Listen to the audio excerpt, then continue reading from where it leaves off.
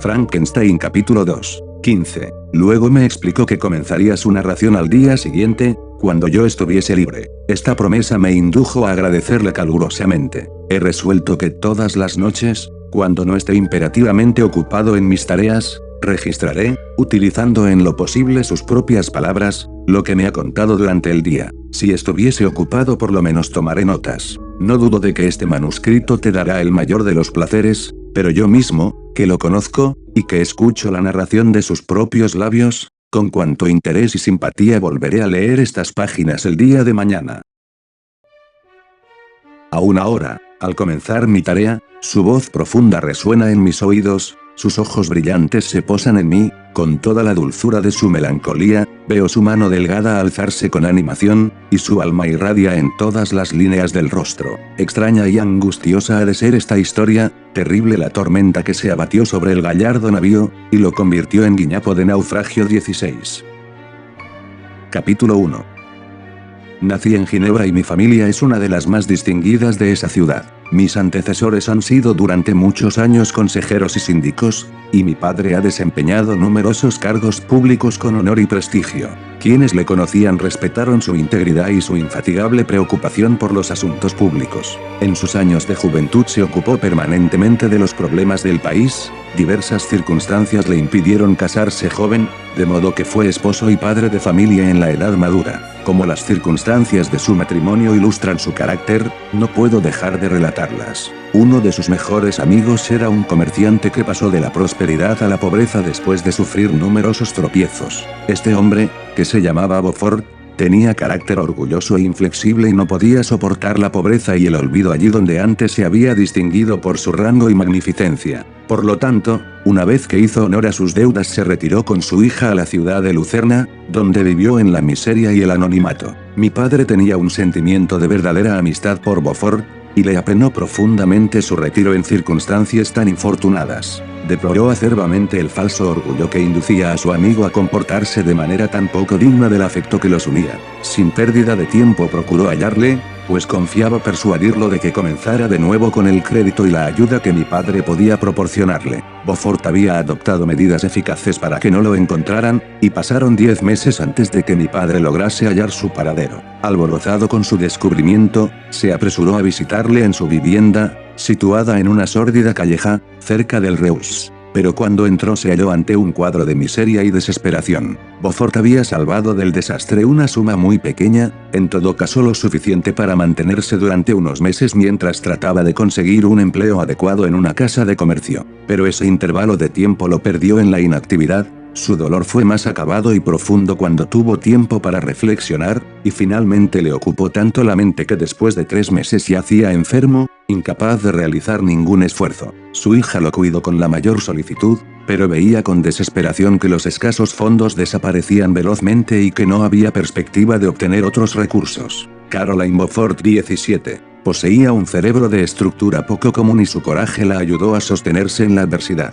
Obtuvo trabajo de costura sencilla, hizo objetos de paja tejida y de diversos modos procuró obtener los recursos necesarios para sobrevivir. Así pasaron varios meses. Su padre empeoró y tuvo que dedicar cada vez más tiempo a atenderlo, sus medios de subsistencia disminuyeron y al 10º mes el padre murió en sus brazos dejándola huérfana y pobre. Este golpe la agobió, y estaba postrada ante el ataúd de Beaufort cuando mi padre entró en la cámara. Fue como un espíritu protector para la pobre niña, que se encomendó a su cuidado. Después del entierro de su amigo la llevó a Ginebra y la puso bajo la tutela de un pariente. 2 años después Caroline se convirtió en su esposa. Había considerable diferencia de edad entre mis padres, pero se diría que esta circunstancia los unió más estrechamente en lazos de afecto devoto. La mente recta de mi padre tenía un sentido de justicia tal que le imponía aprobar sin reservas para amar profundamente. Tal vez durante los años anteriores sufrió el descubrimiento tardío de la indignidad de una mujer a la que amó, y por eso estaba dispuesto a estimar más a un ser de probado valor.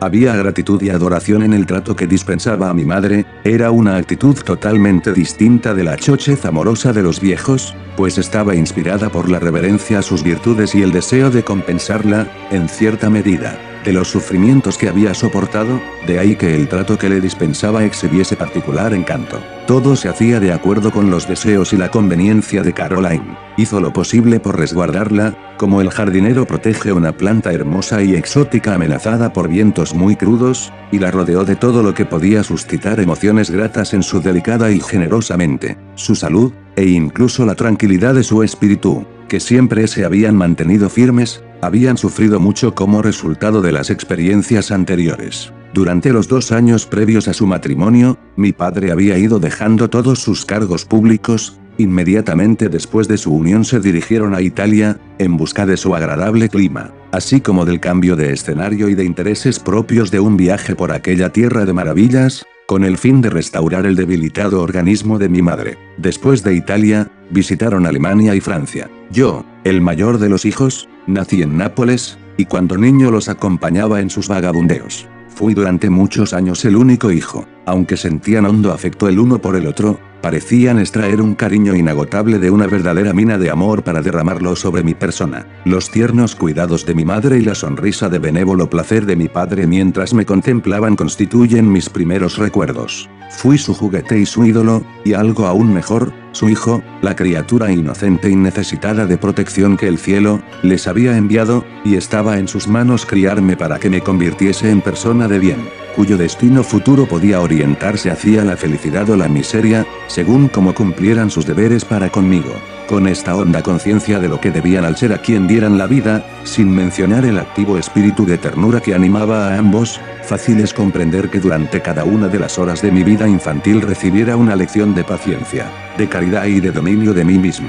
Así, fui guiado por un arnés de seda tan liviano que todo me parecía una sucesión de placeres. Durante mucho tiempo fui su única preocupación. Mi madre había deseado mucho tener una hija, pero su aspiración no se vio satisfecha. Cuando contaba 5 años de edad, durante una 18 excursión más allá de las fronteras de Italia, pasaron una semana en las orillas del lago di Como. Su benevolencia a menudo los hacía entrar en las chozas de los pobres. Para mi madre, tal cosa era más que una obligación, era una necesidad, la pasión, pues recordaba cómo había sufrido y cómo fue redimida de convertirse a su vez en ángel de la guarda de los afligidos. Durante uno de sus paseos, una pobre cabaña en el repliegue de un valle atrajo su atención por su particular aire de desconsuelo, mientras que la cantidad de niños a medio vestir reunidos alrededor de la choza hablaba de la peor forma de miseria. Cierto día, cuando mi padre se había dirigido solo a Milán, mi madre, a la que yo acompañaba, visitó esta morada. Halló a un campesino y su esposa, gente laboriosa, agobiados por la preocupación y el trabajo, en momentos en que distribuían una escasa alimentación a 5 niños hambrientos. Entre estos se encontraba uno que atraía a mi madre mucho más que el resto.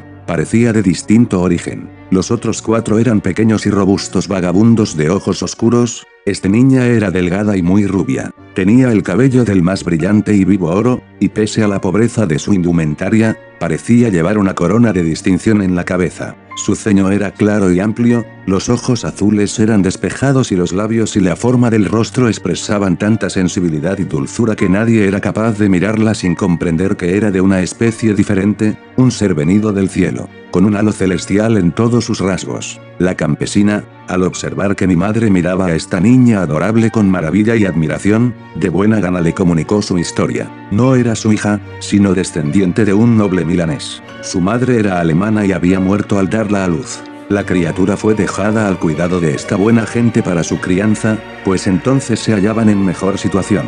No hacía mucho que contrajeran matrimonio y acababa de nacer el primer hijo. El padre de la niña era uno de aquellos italianos criados en la gloria antigua de Italia, uno entre los Schiavi o Gnorfrementi que luchaba por obtener la libertad de su país. Cayó víctima de su debilidad. No se sabía si había muerto o todavía agonizaba en las mazmorras de Austria. Su propiedad fue confiscada, su hija se convirtió en huérfana y mendiga. Continuó viviendo con sus padres adoptivos y florecía en la tosca morada de estos, más luminosa que una rosa de jardín entre oscuras zarzas. Cuando mi padre volvió de Milán, me encontró jugando en el vestíbulo de nuestra residencia con una niña más rubia que un querubín pintado, una criatura cuyo rostro derramaba luminosidad. y cuyas formas y movimientos eran más gráciles que los delante de la montaña. Su presencia pronto se explicó. Con permiso de su esposo, mi madre convenció a los rústicos guardianas de que le cedieran el cuidado de la niña. Sentían afecto por la dulce huérfana. Su presencia les había parecido una bendición, pero hubiera sido injusto mantenerla en la pobreza y la necesidad, cuando la providencia le brindaba tan poderosa protección. Consultaron al sacerdote de la aldea y el resultado fue que Elizabeth Lavenza se convirtió en huésped de la casa de mis padres en algo más que mi hermana, en la bella y adorada compañera de todas mis ocupaciones y mis placeres. Todos adoraban a Elizabeth. El afecto apasionado y casi reverente que le demostraban se convirtió al paso que yo lo compartía en mi orgullo y mi delicia. La noche anterior a su llegada a mi casa, mi madre había dicho en tono juguetón: tengo un bonito regalo para mi Víctor, mañana lo tendremos aquí. Y cuando a la mañana siguiente me presentó a Elizabeth como el 19, regalo prometido, yo, con infantil seriedad, interpretando literalmente sus palabras, consideré a Elizabeth mi propiedad que proteger, amar y cuidar. Todos los elogios dirigidos a ella los recibía como destinados a una de mis posesiones. Nos llamábamos familiarmente primos. Ninguna palabra, ninguna expresión puede explicar lo que ella significaba para mí, más que una hermana, pues hasta la muerte fue solo mía. Capítulo 2. Nos criamos juntos, había menos de un año de diferencia entre nosotros. No necesito destacar que nos era ajeno cualquier tipo de altercado o disputa. La armonía era el alma de nuestra camaradería, y la diversidad y el contraste que subsistían en nuestros caracteres nos unían más íntimamente. Elizabeth era de naturaleza más calma y concentrada, pero, con todo mi ardor, yo era capaz de una aplicación más intensa y me consumía una honda sed de saber. Ella se ocupaba de seguir las etéreas creaciones de los poetas, y en medio del majestuoso y milagroso escenario que rodeaba nuestra residencia suiza, los sublimes contornos de las montañas, los cambios de las estaciones, la tempestad y la calma, el silencio del invierno y la vida y la turbulencia de nuestros veranos alpinos, halló amplios motivos de admiración y goce. Mientras mi compañera contemplaba con espíritu sereno y satisfecho la apariencia magnificente de las cosas, yo me deleitaba en investigar sus causas. Tenía al mundo por un secreto que deseaba penetrar: la curiosidad, la serena investigación para comprender las leyes ocultas de la naturaleza, la alegría cercana al delirio a medida que se me revelaban. Tales son las primeras sensaciones de las que guardo memoria. Al nacer el segundo hijo, 7 años menor que yo, mis padres abandonaron definitivamente su vida errabunda y se establecieron en su país natal. Poseíamos una casa en Ginebra, y una campagne en Bellrive, sobre la orilla oriental del lago, a una distancia no mayor de 1 legua de la ciudad. Residíamos principalmente en esta última, y la vida de mis padres transcurría en considerable reclusión. Mi temperamento me inducía a evitar la multitud y a mostrar afecto ferviente a unos pocos. Por lo tanto, sentía indiferencia por mis compañeros de colegio, pero me relacioné con lazos de la más íntima amistad con uno de ellos. Henry Clerval era hijo de un mercader de Ginebra. Tratábase de un muchacho de singular talento e imaginación. Gustaba de la aventura, la penuria y aún del peligro por el peligro mismo. Tenía conocimientos profundos, derivados de la lectura de libros de caballería y romance. Componía cantos heroicos y comenzó a escribir muchos cuentos de encantamiento y aventuras caballerescas. Intentó hacernos representar juegos y participar de mascaradas en las cuales los personajes pertenecían a los héroes de Roncesvalles, a la mesa redonda del rey Arturo, y a la cruzada caballeresca que derramó su sangre para redimir el santo sepulcro de las manos de los infieles 21. Ningún ser humano pudo haber pasado infancia más feliz que yo. Mis padres estaban imbuidos de un espíritu de bondad e indulgencia. Sentíamos que no eran los tiranos llamados a dirigir nuestro destino de acuerdo con su capricho, sino los agentes creadores del intenso goce que disfrutábamos. Cuando alternaba con otras familias, apreciaba claramente cuán afortunado era, y la gratitud acompañaba el desarrollo del amor filial. Mi temperamento a veces era violento, y mis pasiones vehementes, pero por alguna ley de mi ser se orientaban, no hacia los caprichos infantiles, sino hacia un agudo deseo de saber, y no de saber todas las cosas sin discriminación. Confieso que no me atraían la estructura del lenguaje, ni el código de los gobiernos, ni la política de los diferentes estados. Ansiaba saber el secreto del cielo y la tierra, y ya se tratara de la sustancia exterior de las cosas, o del espíritu interior de la naturaleza y del alma misteriosa del hombre. Siempre mis inquietudes se orientaban hacia los secretos metafísicos del mundo o, en su sentido más elevado, hacia sus secretos físicos. Mientras tanto, Clerval se ocupaba, para decirlo así, de las relaciones morales de las cosas, la etapa activa de la vida, las virtudes de los héroes y las acciones de los hombres, tales sus temas, y su anhelo y su sueño consistían en convertirse en uno entre aquellos cuyos nombres registra la historia como gallardos y aventureros benefactores de nuestra especie. El alma santa de Elizabeth refulgía cual lámpara de altar en nuestro pacífico hogar. Su simpatía nos reconfortaba, su sonrisa, su suave voz, la dulce mirada de sus ojos celestiales siempre estaban presentes para bendecirnos y animarnos. Era el vivo espíritu del amor destinado a suavizar y atraer. Pude haberme vuelto huraño con el estudio, arisco debido al ardor de mi naturaleza, pero estaba ella para convertirme en imagen de su propia gentileza. ¿Y Clerval acaso la mala voluntad podía arraigar en el noble espíritu de Clerval? ¿No podía haber sido tan perfectamente humano, tan reflexivo en su generosidad, tan abundante de bondad y ternura en medio de su pasión por las hazañas temerarias? Si ella no le hubiese transmitido el sentimiento real del amor, de modo que hacer el bien fue el fin y el objetivo de su ambición ardiente. Experimento exquisito placer en evocar los recuerdos de mi niñez, antes de que el infortunio se abatiese sobre mi espíritu, y transformara las imágenes brillantes de un futuro promisor en reflexiones sombrías y estrechas sobre mí mismo.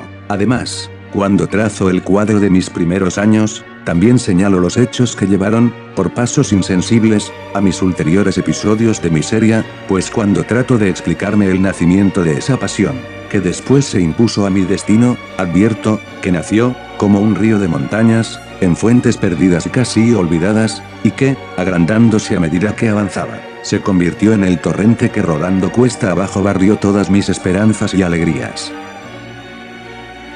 La filosofía natural es el genio que ha orientado mi destino, de ahí que en esta narración desee asentar los hechos que me llevaron a preferir esa ciencia. Cuando tenía 13 años, fuimos todos en excursión a los baños cercanos a Tonon, pero la inclemencia del tiempo nos obligó a permanecer confinados un día en la posada. En esa casa hallé casualmente un volumen de las obras de Cornelio Agripa. Lo abrí desganadamente, pero la teoría que el autor intenta demostrar, y los hechos maravillosos que relata, pronto trocaron este sentimiento en entusiasmo. Una nueva luz pareció iluminar mi espíritu, y poseído de alegría, comuniqué el descubrimiento a 22. Mi padre. Este miró sin interés el frontispicio de mi libro y dijo: «Ah, Cornelio Agripa, mi querido Víctor, no pierdas tiempo en esto, es muy pobre cosa».